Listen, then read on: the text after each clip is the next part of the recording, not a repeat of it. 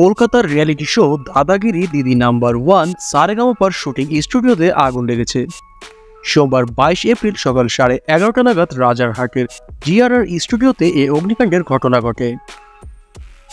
প্রত্যক্ষদর্শীরা জানিয়েছেন, আগুন লাগার পর পুড়ে যায় মেকআপ ভ্যানগুলো।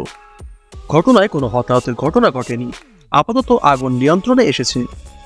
ভারতীয় গণমাধ্যম সূত্রে জানা গেছে, প্রথমে স্টুডিওর মধ্যে দাঁড়িয়ে থাকা মেকআপ ভ্যানগুলোতে আগুন লাগে। সেই আগুন পাশের মেকআপ ভ্যানটিতেও ছড়িয়ে পড়ে। পাশে থাকা একটি টিনের শেডেও আগুন লেগে যায়। মেকআপ ভ্যানের এসি থেকেই এই অগ্নিকাণ্ডের ঘটনা ঘটেছে বলে ধারণা করা হচ্ছে। জানা যায়, প্রাথমিকভাবে কয়েকজন পাশের পুকুরে থাকা পানি নিয়ে আগুন নেভানোর চেষ্টা করে।